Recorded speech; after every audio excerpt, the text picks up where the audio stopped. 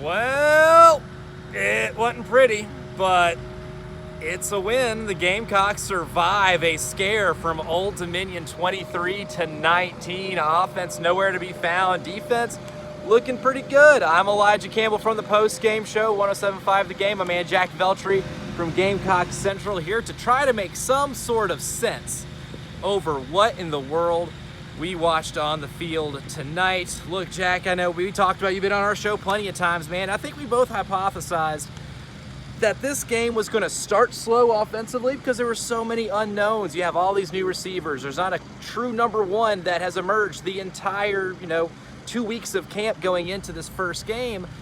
I just didn't think it would result in what we saw tonight with the offensive futility, because if the defense doesn't force 4 turnovers, the defense doesn't force 2 of them inside the 6-yard line, you don't score any of those touchdowns tonight and you get beat by Old Dominion. That's the thing, man. It's like, if you don't get the play that you got from the defense tonight, this might be an entirely different game. I mean, at one point, South Carolina was trailing midway through the fourth quarter, and it took a few nice, heroic plays from this defense in Old Dominion territory to get out of it here with a win. And look, the offense really just wasn't what you thought it might be. Obviously, first game, these things happen.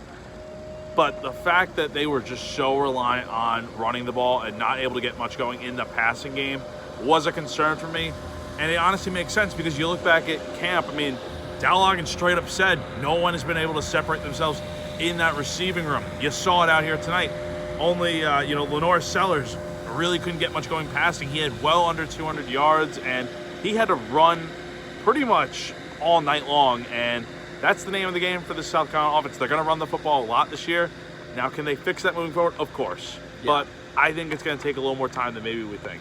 Yeah, it just might, in which, unfortunately, time is not a luxury that you have. Next week, you got to go on the road to Lexington, Kentucky, and that's the team that's got 2 interior defensive linemen that are as good as anybody in the SEC, with Octavius Oxendine and Deron Walker. But, I mean, we go back into the offense, too. At the beginning of the game, you had some sacks, some trouble picking up blitzes. I think that was one of the worst things, like when I saw Jack, when it came to either the offensive line or what Shane Beamer kind of pointed out to as the perimeter blocking. They didn't pick up blitzes really well. And I thought for an offensive line that had some key additions and that we, could sense a little bit of improvement from coming from last year to this year, I thought Old Dominion was able to get way too much pressure. And that, and along with Lenore Sellers having to have 22 carries, it just doesn't feel very sustainable and is a sign of concern. I think we knew that Old Dominion was going to bring a heavy blitz and be able to stop the run a little bit. Now, South Carolina's offensive line did no favors, right? Yeah. Josiah Thompson, there were many times when he looked like a freshman out there, when he got beat off the ball and just looked like a high school offensive lineman that can't block. And I'm not saying that's what he is. He's going to be fine. Yeah. But for his first game, it went, for just about in general, for any of the newcomers, it went about as expected, the worst case scenario. Now, that said, while they were bad on the perimeter, they did a lot of good things. Shane Beamer said it went, better than maybe a lot of people are going to think. And there's a reason why Rocket Sanders had holes to run. I think South Carolina did a fine job when it came to creating some lanes to run. But on the perimeter, like you said, it was bad. And it's not even just the offensive line. Beamer basically called out the wide receivers and tight ends for not blocking without saying any names or anything. And it's true. If you can't block out there at receiver and tight end, how are you going to be able to make plays? You can't bounce tough. Anything on the outside at that exactly. point. It's all in between the tackles. So there's a lot of issues you could take away from this game, but I think mainly it's not all on the offensive line, despite how bad things were at times on the perimeter. But you got to be better just in general with your receivers blocking, your tight ends. It's not just all on the offensive line. Yeah, and we'll go ahead and look at Rocket Sanders. I mentioned some of the troubles trying to bounce things out on the outside. I mean, 24 carries, netted 88 yards, scored the first touchdown of the game early on when the defense forced that turnover. What's your evaluation of him? I think he looked fine. He broke a lot of tackles. I thought he looked just as elusive as he did whenever he was in Arkansas. I think we kind of got like a good version of Rocket tonight. I just think kind of like the one thing I do agree with Shane's evaluation the most about this game is that if he got better blocking on the outside, then maybe that 88 yards that he netted turns into 110, 115. And if you can tighten that up, that's going to be how you're going to have to run this offense, because with only 23 passing attempts and over 50 plus rushing attempts, with a quarterback like Sellers who can scoot, I think they showed us tonight what they think the strengths of this offense are going to be. Notice how we didn't see many running backs or many run plays designed for anyone but Sanders and Sellers, right? Yeah. You look at Oscar Attaway. I don't see any stats for him on here. Jared Brown has got some rushing stats, but the point is, this offense relied heavily on Rocket Sanders and Lenore Sellers to run the football. And Lenore Sellers running 22 times is a whole different story.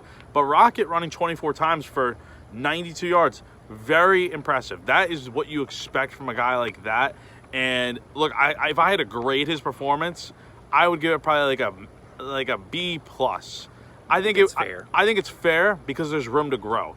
Yeah. He had some nice breakout carries, but then there were some where he just got stuffed at the line. So I think some of the carries that he had went for like 20-something yards, inflated how the night looked for him. But there were some times where he just wasn't able to get a big breakage and make a big play. But overall, for his first game, for his first real highlight performance in over 2 years, it was pretty solid.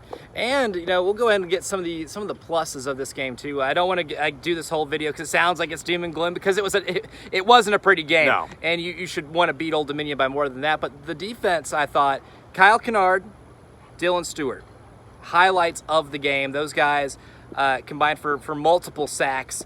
And Kyle Kennard and Dylan Stewart, Kyle Kennard helped force that first fumble that set up the first touchdown. Dylan Stewart punched the ball out when ODU was backed up in their own territory that set up the second touchdown that ultimately was the winning touchdown. But when you watch those two guys on the edge, if they look like anything they're going to do tonight, this defense can have a potential to be pretty special. They are scary, man. I think we knew Dylan Stewart was going to be nasty, and people were saying, like, he's going to have like 2-3 sacks tonight. I'm like, okay, I could see it, but I'm not sure if I fully believe it yet, because it's like he's a freshman. Who knows how much he's going to get in there. He's not listed as a starter.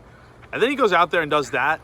Unblockable. JT Gear was listed as a starter tonight, and it's like, not to say he didn't make an impact, but it felt like he did nothing compared to what, Dylan Stewart and Kyle Kennard did. It was insane. I mean, Kyle Kennard, just right from the jump, was all over the field, making the big plays, forcing fumbles. He forced 2 fumbles tonight, had 4.5 tackles for loss, and the 2.5 sacks. Just an unbelievable stat line. He had only 6 sacks last year, and I say only, that's still a lot.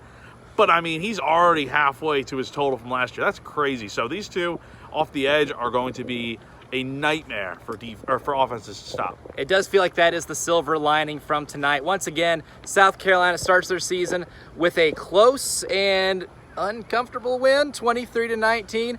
All next week, we're going to be giving you all the coverage leading up to the Kentucky game, which is going to be a mammoth on the road in Lexington. But for now, we got a lot to unpack here at Willie B, and we're going to be doing that all next week. 107.5 The Game. Give us calls, give us texts, 803-404-6100. Tweet at us at 107.5 The Game, or comment at The Game TV. I'm Elijah Campbell. He's Jack Veltri. We'll be talking to you a lot starting on Monday with reactions. See you then.